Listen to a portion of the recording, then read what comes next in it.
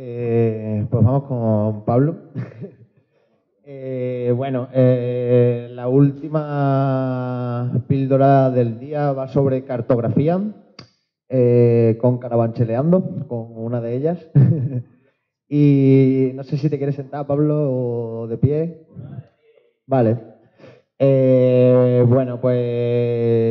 Nos interesaba mucho su perspectiva de la cartografía, no como un mapa, sino como una descripción del territorio. Y bueno, él va a tener mucho más que hablar que yo, así que todo tuyo, hermano. Lo primero, gracias por venir y gracias por invitarnos. Porque es interesante compartir espacios y ver otros proyectos de gente y también imaginarte otras formas de entender la realidad. Al igual que decían las compañeras, cuando se tienen nosotros hemos traído aquí hoy, que nos han hecho como un reto, ¿no? Que traigamos a todos los colectivos como una herramienta que hayamos usado en nuestros colectivos. Y yo he traído una cosa que se llama el diccionario de las periferias, ¿vale? ¿Por qué hablo primero de esto? Porque, como decían las compañeras, al final las recetas depende de cómo las hagas. Y el diccionario igual. De alguna manera hay a nosotros cosas que no nos interesan. No nos interesan definiciones sin apellido. No nos interesan recetas sin saber qué estamos cocinando. Nos interesan cosas que sabemos de dónde vienen, que sabemos que tienen un nombre y que sabemos que tienen una historia. Entonces, defender también que cuando se define algo, se define desde un lugar, se define por alguien. Y la idea del diccionario es juntar definiciones, pero también definiciones que ha hecho la gente que ha colaborado con Carabancheleando. Entonces, no son definiciones normales, no son definiciones al uso, no son definiciones ni siquiera de algo que puede llamarse un barrio que se puede llamar Carabanchel, sino son más genéricas. Son definiciones de personas que están viviendo ese barrio. Tras presentar el diccionario, que luego leeré algunas píldoras, porque son bastante más interesantes de lo que podemos ir definiendo nosotros, contar un poco lo que es Carabancheleando y cómo ha surgido, ¿vale? Carabancheleando surge en el año 2012 y surge desde un lugar distinto a lo que estábamos hablando de las definiciones de personas, más en un nivel teórico de cómo está afectando la crisis a las distintas periferias en Madrid.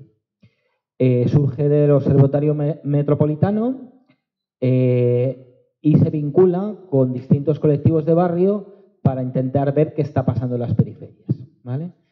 En un momento concreto coincide con que hay una efervescencia política en Carabanchel y coincide que un grupo de gente de Carabanchel se une a esta gente. Y entonces surge el Carabancheleando. La idea, como os he dicho, es un poco cartografiar qué estaba pasando en los barrios con la crisis.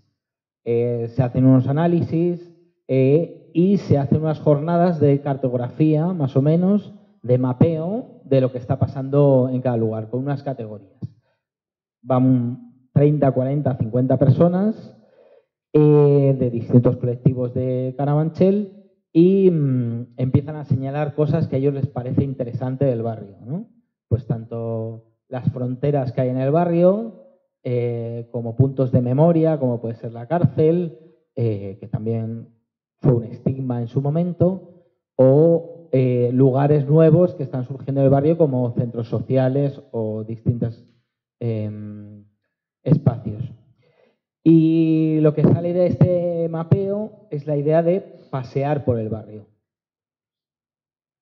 Se empiezan a hacer unos paseos vinculados con cada una de estas categorías. De repente se hace un paseo de estigmas, pero se hacen 2 paseos sobre fronteras, se hace un paseo sobre salud, se hace un paseo de feminismo en el barrio y se van enseñando distintos lugares. La idea es contactar con gente que más o menos esté vinculada a ese lugar para que contara algo. Pero más allá de alguien experto, la idea es que surjan comentarios de la gente y empiecen a hablarse sobre lo que está sucediendo en el barrio. Y es empezar a hablar es lo que da pie al diccionario. Se recogen todas esas charlas y yo en ese momento no estaba y se piensa que, oye, pues no estaría mal recoger todas las definiciones de la gente, que es lo que hemos estado paseando, lo que ha estado viviendo, pero también cómo perciben las personas ese barrio, ¿no? Y entonces es cuando surge en el 2014 la idea del diccionario de las periferias. Vale. Frente a todo esto, hay soterrada una forma de investigar de una manera distinta. No se entiende una investigación como desde arriba, poniendo categorías a algunas personas. No se entiende la investigación como algo cerrado de unos expertos frente al barrio. Se entiende la investigación como una forma de abordar lo que está pasando, como una forma de compartir y como una forma de entender que al final todo nuestro saber es común. Se genera entre todas, de alguna manera, y se ponen en general al servicio, a veces de algunas pocas, y cuando nosotros lo intentamos hacer al servicio de construir una sociedad mejor. Construir también con la gente del barrio un barrio mejor. Y entonces, a todo esto, pues nos gusta como hablar un poco de cómo califican ese poder, ¿no?, también a los barrios, ¿no? Entonces voy a leer una pequeña entrada de cómo los medios de comunicación, ¿no?, cómo hemos reflejado en el diccionario cómo hablan de los barrios, ¿no? En este caso de Carabanchel.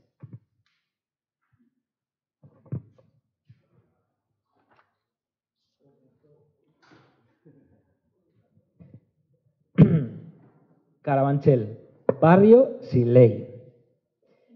El parricida de Carabanchel. Vi que mi hijo estaba fallecido y volví a la cama. Un detenido como presunto asesino de un hombre en plena calle en Carabanchel. Contenedores a rebosar en 4 distritos de la periferia. Detenidos 2 peligrosos atracadores tras asaltar un banco en Carabanchel. Desmantelado un laboratorio de cocaína en Carabanchel. Julia, con 80 años y un cáncer superado, ha sido finalmente desahuciada. Pistoleros del siglo XXI. 14 meses de denuncias por la caída de árboles en Carabanchel, etcétera, etcétera. Demos las gracias a esos grandes programas como Callejeros o Equipo de Investigación por enseñarnos que ya no vale con iluminar que es preciso deslumbrar. Nuestra enhorabuena para tantas y tantas crónicas de sucesos por hacer un periodismo que adolece de un tratamiento deshonesto, no realista y que solo produce perjuicio en la percepción de un barrio. Aplausos para todos ellos por ser capaces de hablar del suceso desde el punto de vista de la sangre, en vez de desde el punto de vista de las claves de los porqués. Nuestra gratitud por saber encontrar a la gente que vale la pena, escuchar y rescatar sus historias de un océano de ruido. Chapó, en definitiva, por no dejar que la realidad les estropee un titular.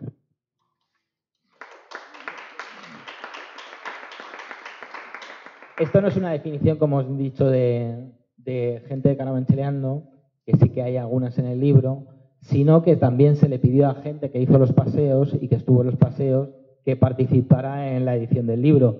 Por eso también decimos que en general nuestro conocimiento también es común, ¿no?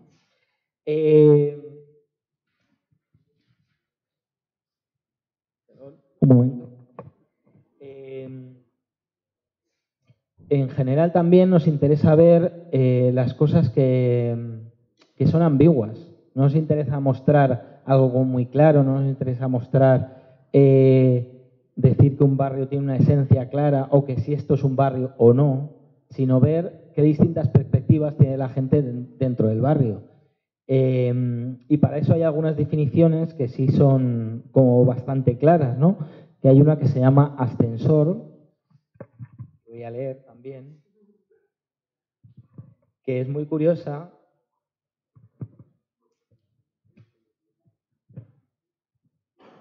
Un momento, que dice así. ¿Por qué el término ascensor en un diccionario sobre las periferias? ¿Puede este aparato ser interesante como concepto descriptivo de lo que pasa en nuestros barrios? Veamos cómo puede ayudarnos a entender algunas dinámicas que se producen principalmente en los barrios obreros. Primero, el ascensor destacó, sobre todo por su ausencia. Hace unas pocas décadas, una periferia urbana se podía definir como aquella parte de una ciudad en la que ningún edificio tenía ascensor. Bueno, quizás algún montacargas que otro en las zonas más industriales, pero no para las personas. Después, en las décadas de 1960 y 70, llegaron los edificios que incorporaban este aparato, principalmente en las torres, bloques de más de 10 plantas, que sin ascensor habrían sido inhabitables. Pero también en algunos otros edificios, aquí y allá, que incorporaban mejores materiales y que generalmente estaban situados en zonas menos periféricas, menos marginales, más cerca del centro. Así, hasta más o menos los años 90, en los que se producen varios fenómenos ascensorísticos interconectados. De entrada, una buena parte de la juventud que puede independizarse, se va a otros barrios, quizás más aún en este radio, a la búsqueda de pisos un poco menos caros. El barrio envejece, además de menos número de jóvenes, los que se quedan, aquellos que contribuyeron a la expansión de las periferias entre el final de la guerra y los años 60, se hacen cada vez más mayores. Y quienes no pueden mudarse, pero tienen unos ahorrillos, comienzan a promover la instalación de sus edificios del aparato, que cada vez necesitan más, pero que algunos de sus vecinos no pueden permitirse. En las comunidades de vecinos se inician discusiones sin fin, saldadas con desencuentros, enemistades y soluciones estrambóticas, como la de los ascensores con llave o los que solo paren en algunas plantas. Más bien en alguno de los descansillos de las escaleras, reflejo quizás también del creciente individualismo y la quiebra de la vida comunitaria indisociables del nuevo modelo neoliberal que se va imponiendo. Así que, sí, desde aquí, desde Carabancheleando, proclamamos la emergencia de una sociología ascensorística, o el ascensor como motor de la historia.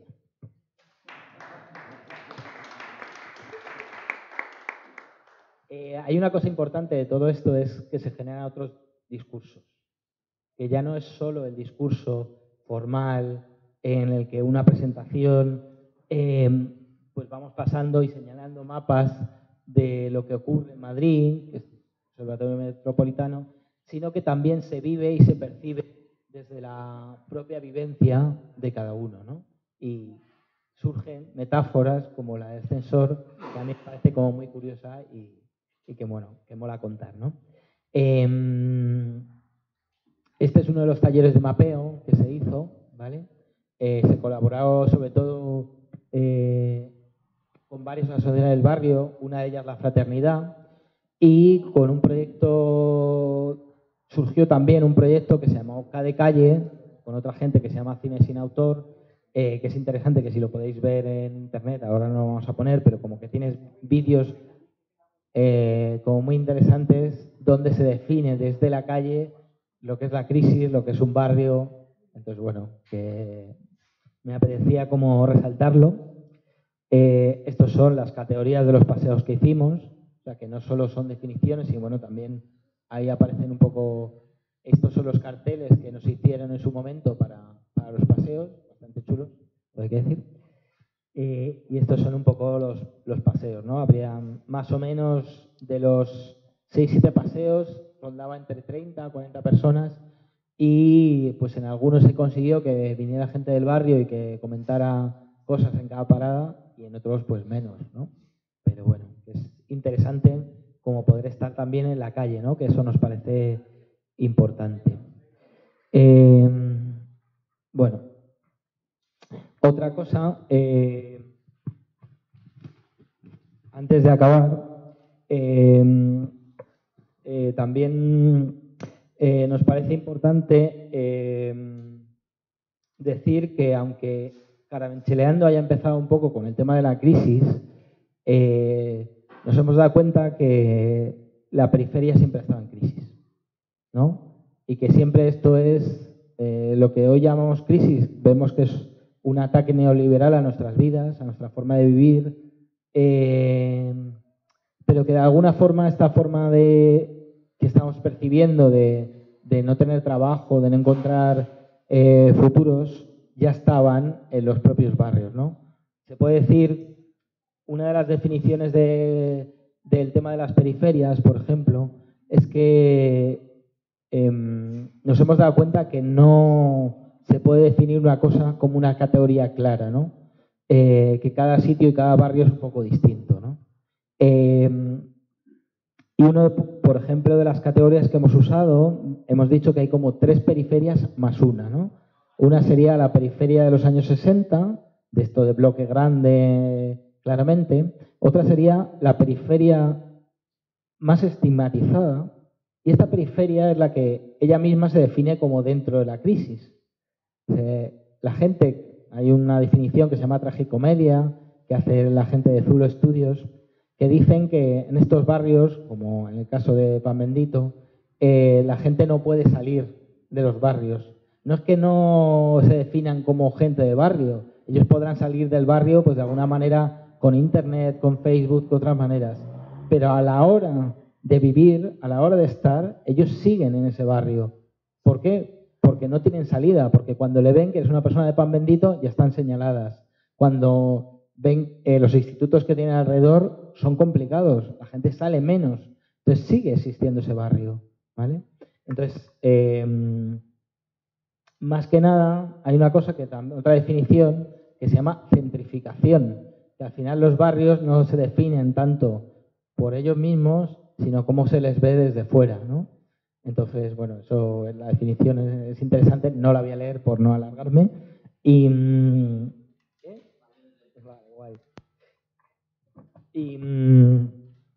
una cosita más, línea gris.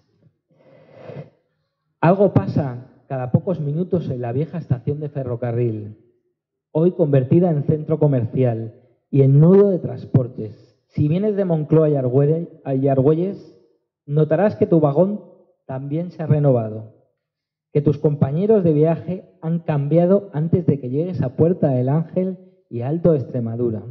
No sé lo que ha pasado. Ha sido en un abrir y cerrar de ojos, en un salir y entrar al túnel. En Príncipe Pío se han bajado unos y han subido otros. Estás en la línea gris, una línea que atraviesa el río, justo en ese punto para iniciar su travesía, por los barrios periféricos del sur. Pero también esa línea gris, difusa, poco visible, que define los contornos de la desigualdad social en Madrid.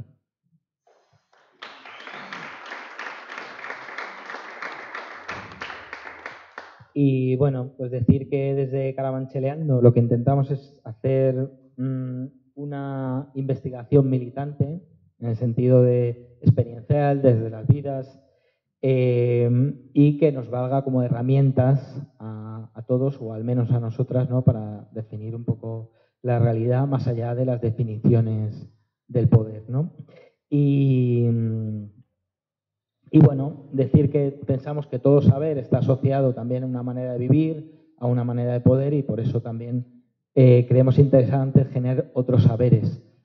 Y también consideramos interesante saber nuestras limitaciones. O sea, el diccionario, dentro de cualquier cosa, también tiene sus limitaciones. El diccionario está más escrito por hombres que por mujeres. El diccionario está escrito más o menos por gente que ha nacido entre los 70 y los 90. El diccionario está escrito por poca gente racializada, ha escrito en el diccionario. Poca gente pobre del barrio ha escrito en el diccionario. Y poca gente pija también del barrio ha escrito en el diccionario. Entonces, bueno, creemos que también es necesario tener un punto de humildad y decir que nuestra investigación, de alguna manera, tampoco es científica. Que nuestra investigación también lo que quiere es recoger una parte de la realidad que vivimos, ¿no? Y bueno, pues frente a todo eso, pues nada, me gustaría acabar con una definición que se llama vida de banco y bueno, me parece como curiosa y tiene como dos acepciones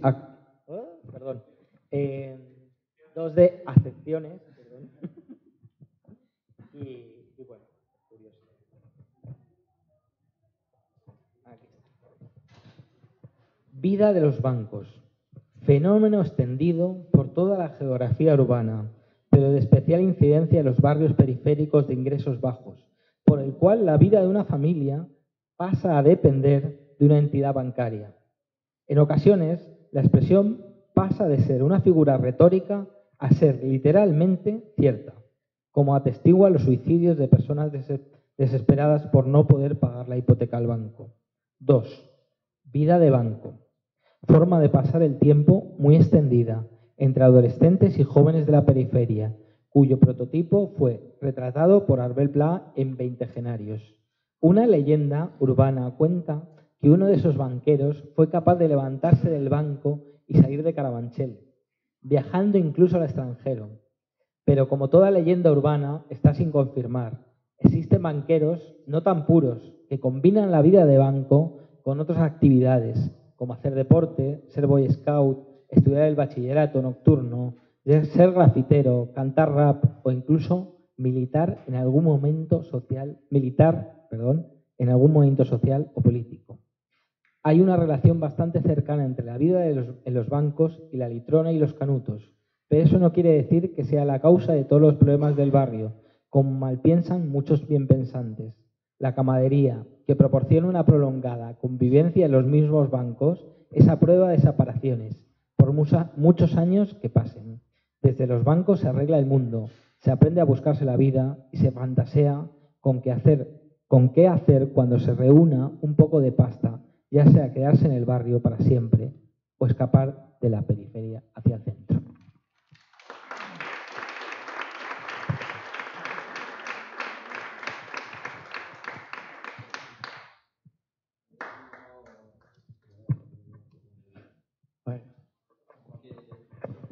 Chicos, está siendo intensivo, o sea, sabemos. O sea, en principio ahora vamos porque queríamos un poco que tuviese una cierta dinamismo, pero al final el dinamismo es complejo. Ahora tenemos la parte del taller. Simplemente os cuento un poco la dinámica del taller. En teoría en el taller queremos un poco hacer un poco el esfuerzo colectivo de recoger esto mismo que se está un poco como contando, las metodologías, las herramientas y tal. Cada uno de la gente que ha hecho sus presentaciones va a intentar un poco plasmarlas, pero entre todas, o sea, les ayudamos y trabajamos con ellos para que eso se quede recogido. Es importante porque al final es un trabajo colectivo que es para todas. O sea, esto se va a quedar aquí, o sea, y va a formar parte un poco de ese archivo que estamos un poco contando.